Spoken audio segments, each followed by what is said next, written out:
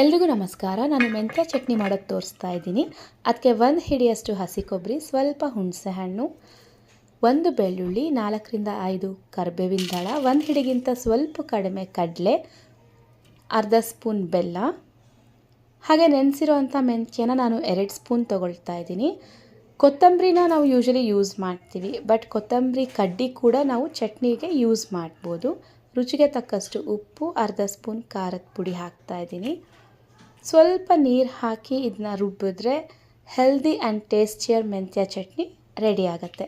ಇದನ್ನ post pregnancy and pregnancy ಟೈಮ್ನಲ್ಲಿ ಕೂಡ ತೊಗೊಳ್ಬೋದು, ಆದರೆ ಹಸಿ ಕೊಬ್ಬರಿ ಬದಲು ಒಣ ಕೊಬ್ಬರಿ ಯೂಸ್ ಮಾಡಿ. ಮೆಂತ್ಯ ಚಟ್ನಿ ಶುಗರ್ ಇರೋರಿಗೆ, ಸ್ಕಿನ್ಗೆ, ಹೇರ್ಗೆ, ಡೈಜೆಷನ್ಗೆ ತುಂಬ ಒಳ್ಳೆಯದು. ಟ್ರೈ ಮಾಡಿ ಹೇಗಿತ್ತು ಅಂತ ನನಗೆ ಕಮೆಂಟಲ್ಲಿ ತಿಳಿಸಿ. ಇದನ್ನ ಅನ್ನ ಜೊತೆ, ಅನ್ನ, ತುಪ್ಪ, ಚಟ್ನಿ ಹಚ್ಕೊಂಡು ಕೂಡ ತಿನ್ಬೋದು. ತುಂಬ ಟೇಸ್ಟಿಯಾಗಿರುತ್ತೆ ಆ್ಯಂಡ್ ಹೆಲ್ದಿಯರ್ ಕೂಡ. Thank you.